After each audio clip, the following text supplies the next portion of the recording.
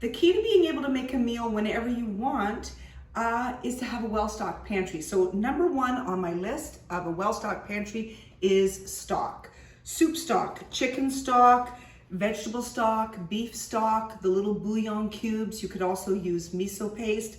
I make my own stock lots of times out of dried mushrooms or vegetable scraps. Stock, you can make soup with that. You can augment a pasta sauce. You can make a gravy with that. Soup is the easiest thing to make, freewheeling. So make sure you've got a version of stock in your pantry and you are good to get going.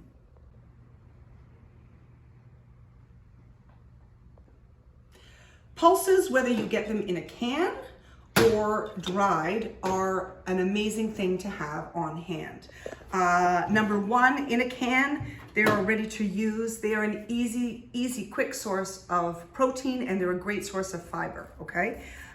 In dried form, they need to often be soaked ahead of time, or you need to cook them for a very long time, like 4 or 5 hours without soaking. But you can make your own soy milk if you have that. Split peas or lentils are great. Again, you can add it to a soup, you can throw it into a pasta.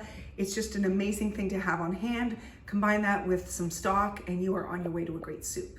Always stock some pulses.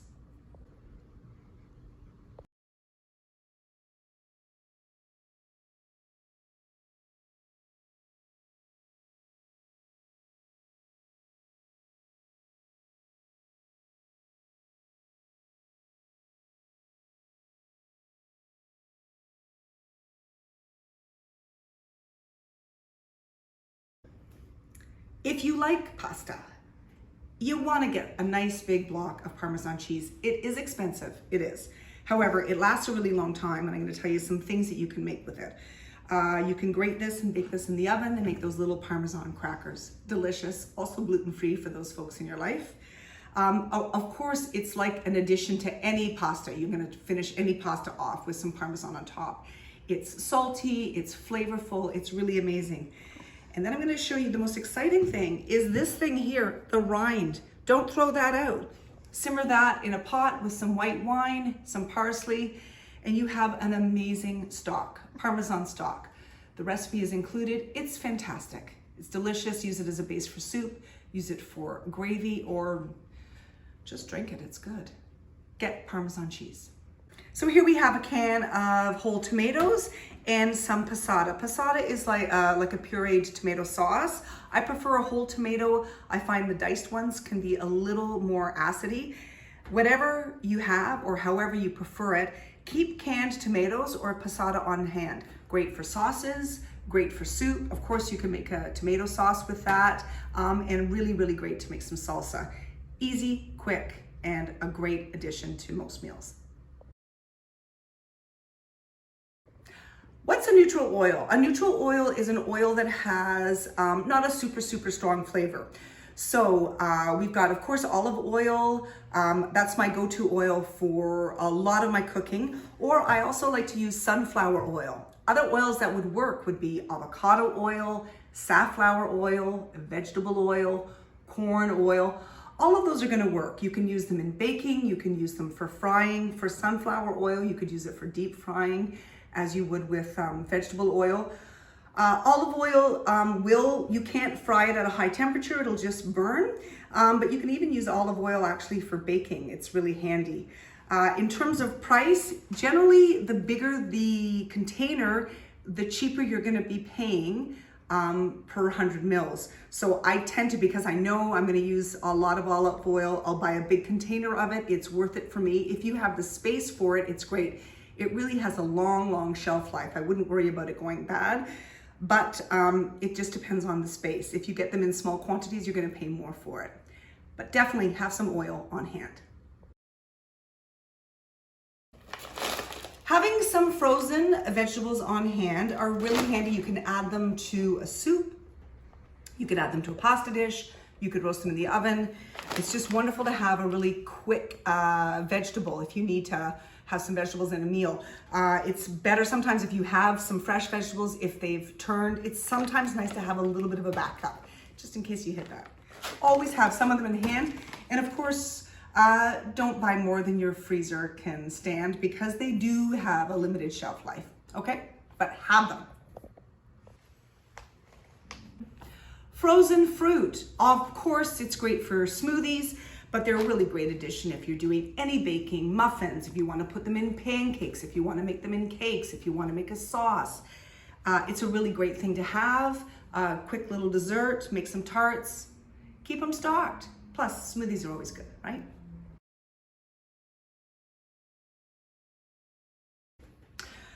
Garlic and onions are a category of food that would be called an aromatic. They're called an aromatic because they cook for a really, really long time and because they add enormous flavor. I cannot tell you a savory dish or a meal I have ever made without including definitely onions and probably garlic. They are an excellent, excellent thing to have on hand.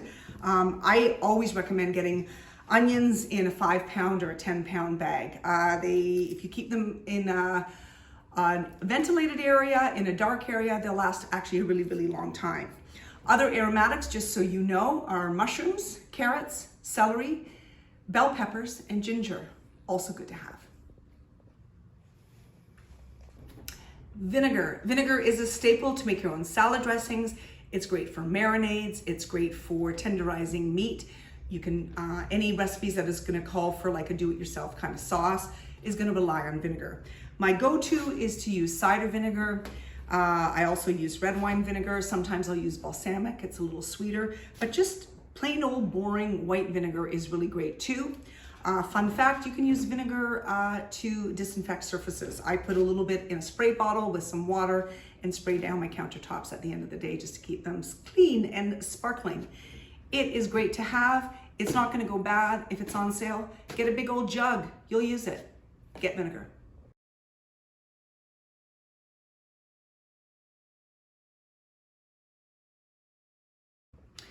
Nut butter and seed butter. So of course we have peanut butter, and if you can't use that at a school, you're gonna use tahini is a really great alternative to that. Obviously it's a staple for hummus, but peanut butter, tahini, cashew butter, almond butter, pistachio butter, all of these are a great thing to add to a muffin recipe. They're good for marinades. They're really good for dressings and sauces. And they're a really nice boost of protein. Really great to have on hand.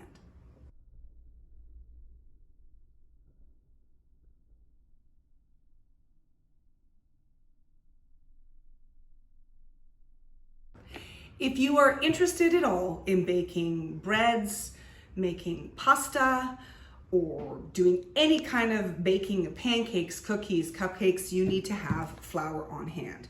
If you're new to baking, I recommend you start with an all-purpose flour and then experiment with other flours. Whole wheat, I've got a little bit of this beautiful red Fife flour. You could also use oat flour. And then there's the gluten-free varieties. I find this is a handy mix. I find it pretty true to, it's a really easy conversion. But there's loads to choose from for flours. And if you want to get into baking, make your own cookies and muffins. They're gonna taste better, and they're gonna be healthier and fresher and much more delicious because you're just gonna make them better and better. Have some flour on hand if you wanna bake. Hard fat. That is something, that is a fat that is going to be in a block. I've got unsalted butter here, which is my favorite to use for baking because I like to control my salt. You could also use shortening, margarine, soy margarine. That Earth Balance butter is hydrogenated margarine, or you could use something called lard, which is rendered from usually pig fat. This is great or essential to make biscuits, to make pastry, to make icing. You want to have a hard fat. Technically, coconut oil could also be used if it's cold enough. It can be kind of satisfy as a hard fat, but it's not going to be able to be used for a pastry. So if you want to do baking, you definitely want some hard fat on hand. Rice and pasta. Most meals are accompanied by a starch. So you've got pasta and rice that can be used in soup. I keep talking about soup, but I love it. Obviously rice for stir fries or pilafs or biryanis. Leftover rice can be thrown into soup, used for salads. They are amazing filler. Not a ton of nutritional value. They're carbs. They're just gonna fill you up. But they are delicious and they are a great way to stretch a meal. Again, keep them in a cool, dry place and they will last. Get a big bag if you've got space for it. But you want some rice and pasta on hand. It's a really great way to stretch a meal. About buttermilk, again, if you want to get into baking, buttermilk is a leavening agent. It's got acid in it, and so when it works with baking soda and baking powder, it helps whatever baked good you're doing rise. Okay, if you don't have buttermilk, what you would do is measure out about a cup of milk, remove a teaspoon of that milk and replace it with a teaspoon of vinegar or lemon juice. You're curdling the milk, you're adding acid to it, and it does the same thing. When you're not baking, buttermilk is amazing to marinate chicken, especially if you cook with boneless, skinless chicken. You've reduced a lot of the fat and the moisture by taking the skin and the bones away. So you add buttermilk to it, let it marinate in the fridge for about 4 hours, and you will have some beautiful, juicy chicken. Buttermilk, or make your own, but you gotta use it, it's good. Sugar. Of course you need sugar for baking, yes. You could use white sugar, you could use brown sugar, you could also use honey, there's agave syrup, you could use rice syrup, all of those could be used. Now, you can't use honey and sugar, they're not necessarily interchangeable when you bake. You have to kind of modify it because this is a real liquid, and this is technically a liquid, although those molecules move really slowly. I also have here molasses because I want to tell you that brown sugar is actually just white sugar with molasses. So light brown sugar has a little bit of molasses, medium brown sugar has more, and of course dark brown sugar has a ton. Now there are a whole other varieties of sugar when it comes to baking. If you wanted to use demerara sugar or sugar crystals, there's lots and lots of choice. But if you just have a basic staple of just white sugar and molasses, that's a great start. They're great for dressings, they're great for marinades. Obviously, they're really good for baking. You got a sore throat, a teaspoon of honey. In fact, you can even wash your face with honey. It's got a lot of antibacterial qualities, and it's really an amazing ingredient. Have some sugar on hand. You'll use it, I promise.